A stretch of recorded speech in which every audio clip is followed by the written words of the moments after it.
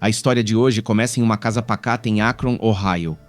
Uma cidade pequena, com uma população de pouco menos de 200 mil habitantes, localizada no coração do meio-oeste americano. Era uma família aparentemente perfeita em todos os sentidos. Uma mãe dedicada, um pai amoroso e uma filha exemplar. Mas, por baixo dessa fachada de família ideal, havia um segredo sombrio. Um segredo que, se revelado, despedaçaria toda a confiança e a felicidade que eles tanto se esforçaram para construir. Em uma tarde fatídica, uma ligação inesperada rasgou essa fachada de perfeição, dando início a uma tragédia que ninguém poderia prever. O caso que se seguiu rapidamente se tornou o centro das atenções. A filha, antes o orgulho da família, revelou-se a autora por trás de um crime terrível. Então, o que realmente aconteceu naquela casa pacata?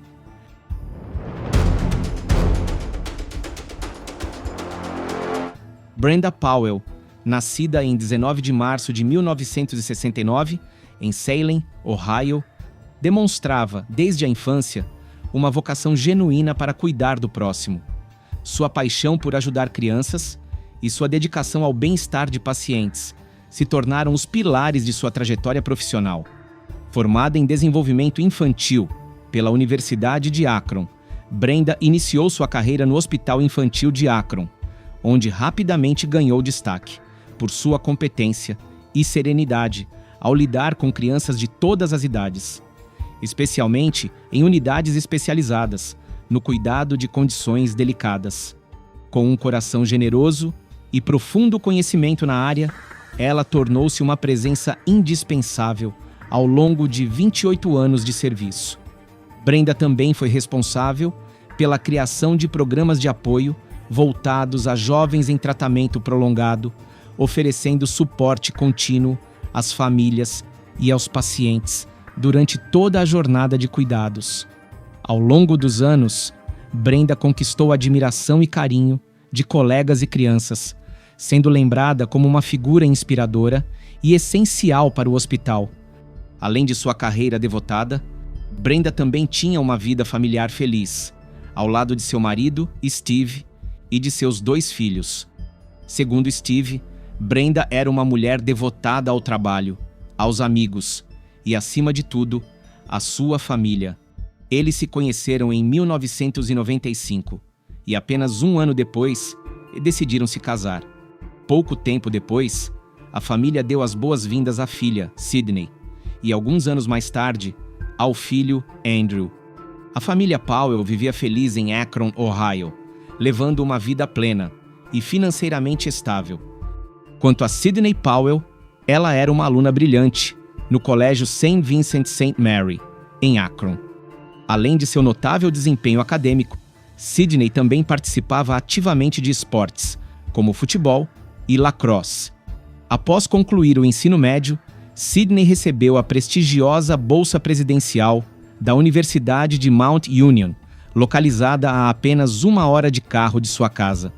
A escolha por essa universidade de campus menor, em parte, refletia seu desejo de permanecer próxima da família. Sydney voltava para casa com frequência durante as férias e mantinha um laço muito próximo com sua mãe. O laço entre Sydney e sua mãe, Brenda, era admirado por todos.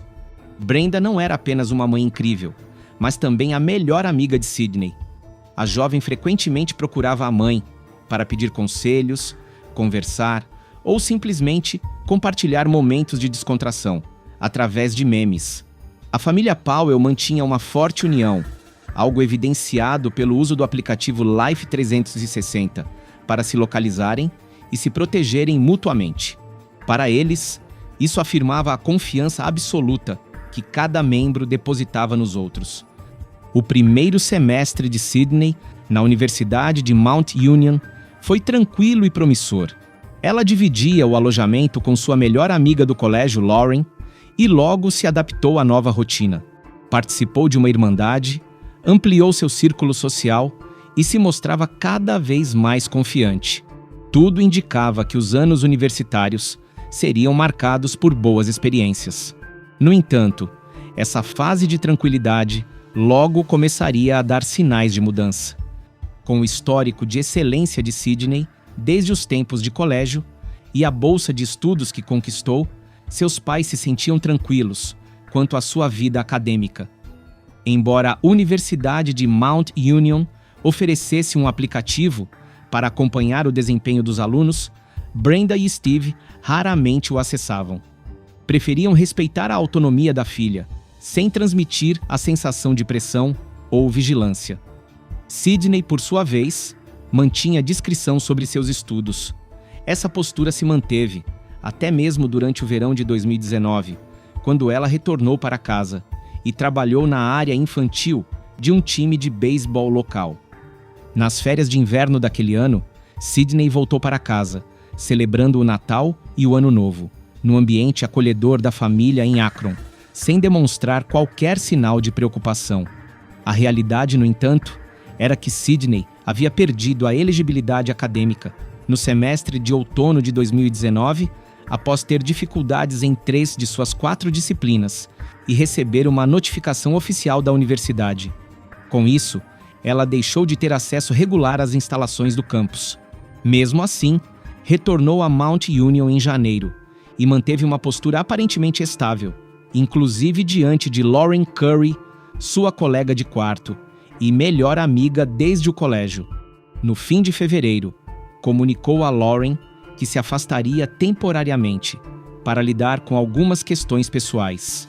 Na verdade, a administração da universidade havia solicitado que ela desocupasse o dormitório, informando que seu acesso seria restringido.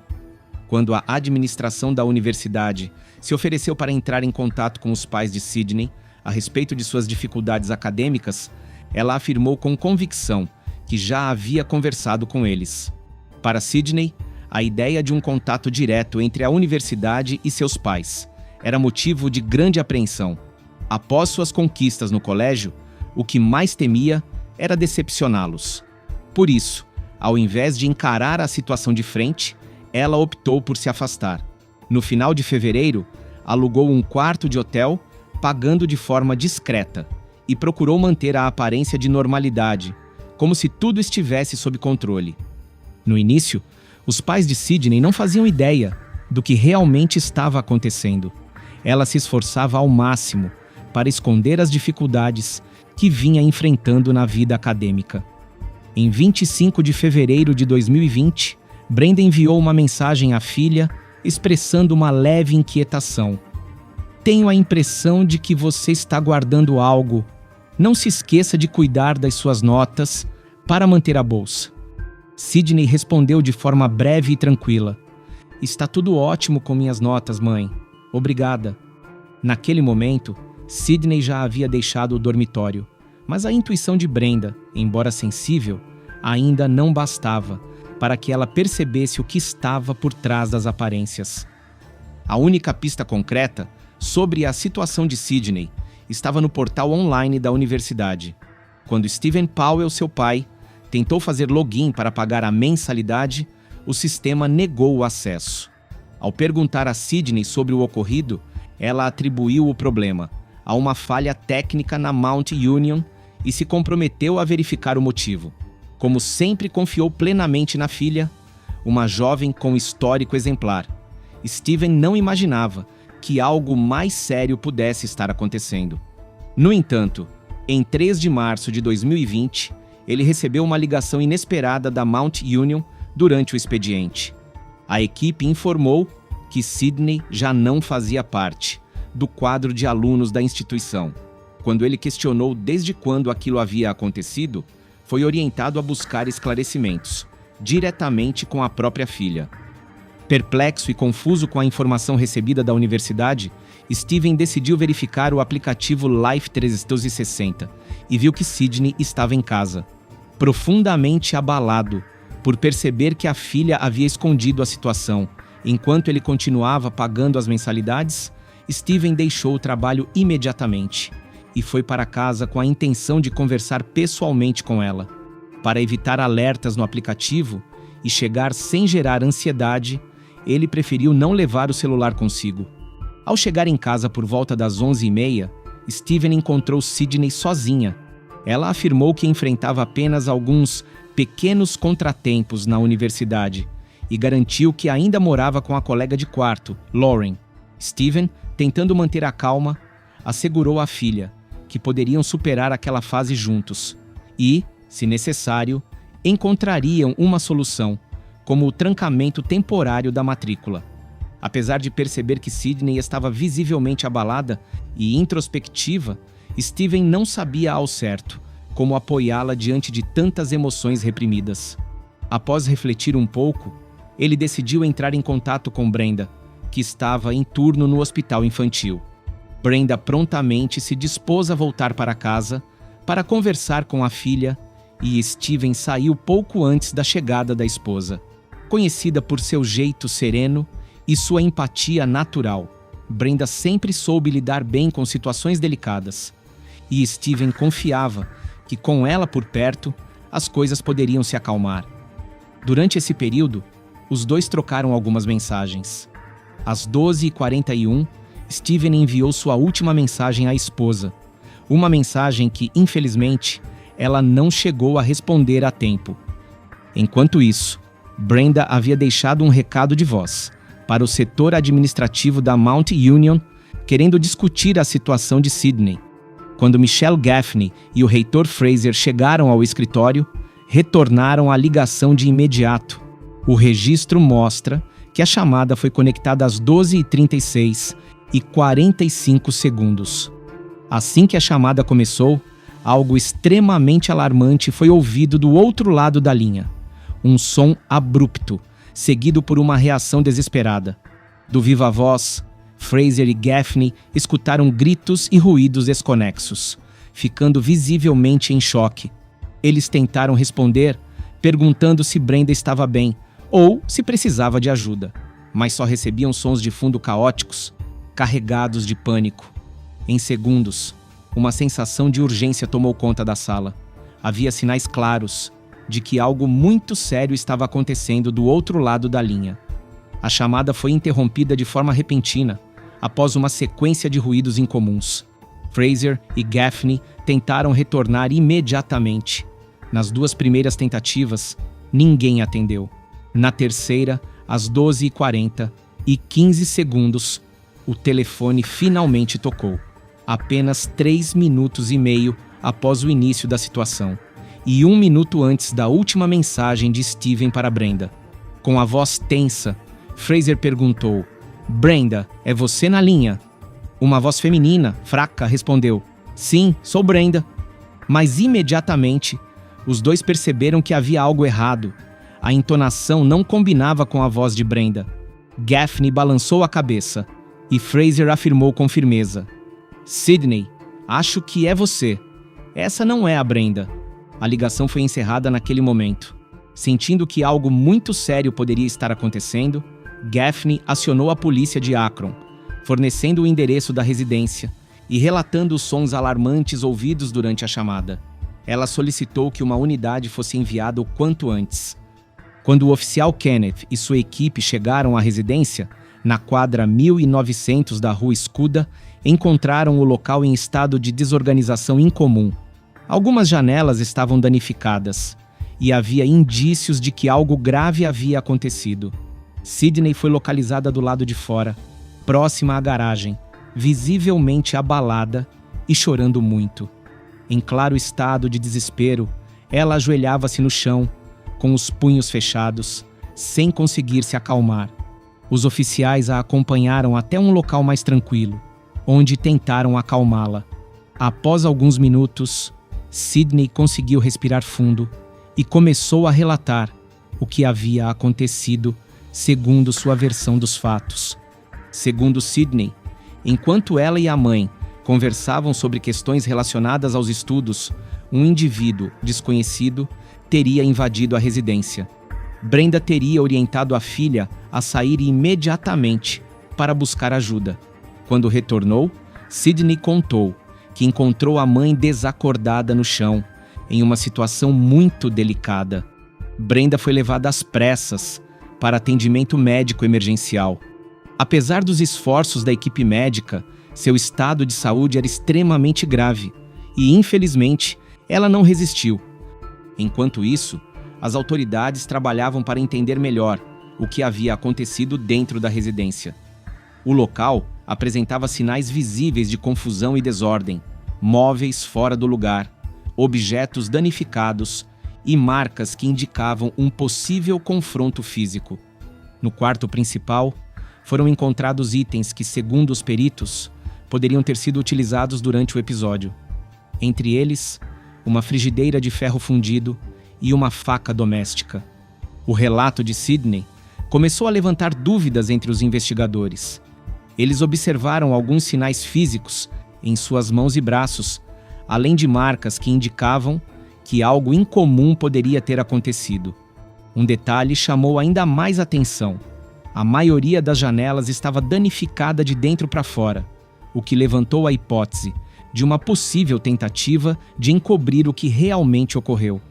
Diante dessas incongruências e das informações provenientes da ligação feita por Brenda à universidade, as autoridades passaram a tratar o caso com ainda mais cautela. Esta descoberta dolorosa foi mais um momento difícil para uma família Powell, que já lidava com a ausência de Brenda. Agora, Steven e Andrew enfrentavam uma nova incerteza. Seria possível que Sidney, filha e irmã, tivesse algum envolvimento no caso? O que realmente aconteceu naquela casa? Será que Sidney teve alguma responsabilidade no destino da mãe? Ou tudo aconteceu em meio a um momento de confusão emocional? O laudo da necrópsia confirmou que a causa da morte de Brenda Powell foi politraumatismo, causado por uma combinação de impactos com objeto contundente e lesões com objeto cortante. O documento indicava que o traumatismo craniano severo foi resultado de múltiplas pancadas, com uma frigideira de ferro fundido. Em seguida, foi utilizada uma faca de bife, o que resultou em dezenas de ferimentos adicionais. Também foram identificadas lesões de defesa, nos braços, mãos e rosto de Brenda. O mais doloroso para quem conhecia a família era essa suspeita de que aquilo havia sido cometido por Sidney, a filha em quem Brenda confiava e que ela amava incondicionalmente. A revelação de seu fracasso acadêmico, escondido por tanto tempo, pode ter desencadeado uma ruptura emocional que levou à tragédia. Em 6 de abril de 2023, Sidney Powell foi considerada culpada por todas as acusações formais, ato de violência fatal com agravantes e adulteração de provas. No dia 17 de abril, durante a audiência preliminar, Sidney se declarou inocente. O juiz determinou a concessão de liberdade provisória mediante o pagamento de fiança no valor de $25 mil, com várias condições restritivas. Entre elas estavam o monitoramento constante, uma avaliação profissional de saúde mental e a exigência de residência na casa dos avós maternos, sob supervisão contínua. A polícia local também passou a realizar visitas regulares para assegurar o cumprimento de todas as determinações judiciais. Após passar por uma avaliação psiquiátrica realizada por especialistas, a defesa de Sidney modificou sua estratégia, argumentando que sua cliente não poderia ser considerada plenamente responsável por suas ações devido a uma condição de saúde mental. Essa mudança provocou um adiamento significativo no cronograma do julgamento. Em resposta, o Ministério Público do Condado de Summit solicitou uma nova avaliação médica independente para verificar a consistência dessa alegação. A questão central passou a ser: Sidney teria agido de forma premeditada ou estaria sob forte instabilidade emocional no momento do ocorrido? A resposta a essa dúvida se tornaria decisiva para os rumos do processo judicial. Apesar do incidente devastador que abalou toda a comunidade, a família de Sidney continuou a oferecer apoio emocional à jovem. Em uma audiência preliminar, antes do julgamento principal, Steven Powell desabafou: "Eu não entendo por que estamos tendo que passar por isso. Isso não é algo que nenhum de nós queria." A avó materna de Sidney, Betsy Brown, complementou emocionada: "Tudo isso só está revivendo a dor que estamos tentando superar." Segundo Steven, a família acredita que Sidney pode ter agido durante um momento de profunda instabilidade emocional. Ele também afirmou que, com acompanhamento médico e suporte contínuo, Sidney havia apresentado uma evolução positiva significativa em seu estado geral. Ainda assim, apesar dos apelos da família, o julgamento de Sidney teve início em 7 de setembro de 2023 e se estendeu por 10 dias. Durante o julgamento, foi amplamente aceito que Sidney esteve envolvida no incidente com a mãe. Entretanto, a defesa argumentou que o ocorrido se deu enquanto ela enfrentava um episódio de grave desorganização mental, o que teria comprometido sua capacidade de entender a gravidade da situação naquele momento. Como elementos de apoio, os advogados citaram o comportamento retraído e desconectado de Sidney após o episódio, sugerindo indícios de um possível estado alterado de consciência. Também apontaram que a recusa constante em aceitar seu desligamento da universidade poderia estar associada a um quadro clínico mais complexo, avaliado por profissionais da saúde mental. 3 profissionais da área de psicologia foram convocados para testemunhar em apoio à hipótese de que Sidney enfrentava um quadro de desorganização mental no momento do ocorrido. Em um dos depoimentos, foi relatado que Sidney disse não se recordar do que havia acontecido. Segundo o que contou ao especialista, sua última lembrança da mãe era o momento em que estavam sentadas juntas no sofá, com a mãe oferecendo palavras de consolo. Logo após, ela afirmou ter ido ao porão. Ainda de acordo com o depoimento, Sidney relatou que só voltou a ter consciência da realidade, já no hospital, sem memórias do que teria acontecido entre esses 2 momentos. A promotoria contestou a versão apresentada pela defesa, sustentando que os indícios encontrados na cena, como a organização dos elementos e a tentativa de simular uma invasão, apontavam para um nível significativo de consciência por parte de Sidney sobre o que estava fazendo. Para reforçar essa argumentação, um psicólogo clínico foi convocado a depor pelo Ministério Público. Esse especialista apresentou um diagnóstico de transtorno de personalidade borderline e transtorno de ansiedade, não especificado, concluindo que, em sua análise, não havia elementos suficientes que comprovassem uma condição de incapacidade mental no momento do ocorrido. Segundo o perito, o comportamento posterior de Sidney poderia sugerir uma tentativa deliberada de escapar da responsabilidade legal.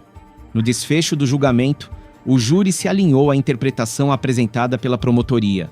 Uma das testemunhas consideradas mais relevantes foi Lauren, colega de quarto e amiga próxima de Sidney desde os tempos de colégio.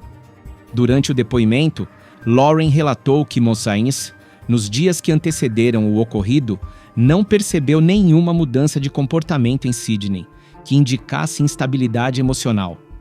Ela também declarou que a relação entre Sidney e sua mãe era harmoniosa e que, em 2 de março, um dia antes dos acontecimentos, as duas haviam se encontrado em uma festa, onde Sidney aparentava estar tranquila e bem disposta. O conteúdo do depoimento de Lauren foi considerado pelos jurados como favorável à linha argumentativa apresentada pela promotoria. Em 20 de setembro de 2023, Sidney Powell foi considerada culpada por todas as acusações formais, ato de violência fatal com agravantes e adulteração de provas. De acordo com a decisão do júri, foi estabelecido que Sidney teve responsabilidade direta nos acontecimentos envolvendo sua mãe e que também tentou ocultar vestígios da situação. No dia 28 de setembro do mesmo ano, o tribunal anunciou a pena, reclusão mínima de 15 anos, com possibilidade de prolongamento, conforme o cumprimento da sentença. Sidney poderá solicitar liberdade condicional a partir dos 38 anos de idade. Um aspecto notável deste caso, que dividiu opiniões entre o público que acompanhava o julgamento online, foi o apoio inabalável que a família de Sidney demonstrou a ela durante todo o processo. A maior parte da família acredita que Sidney agiu em um estado de colapso mental ao cometer o ato e seu pai sustenta firmemente que ela deveria ser libertada. É complexo formar uma opinião imparcial neste caso. Por um lado, a família de Sidney é, sem dúvida, quem melhor a conhece. Por outro, a sua parcialidade é evidente.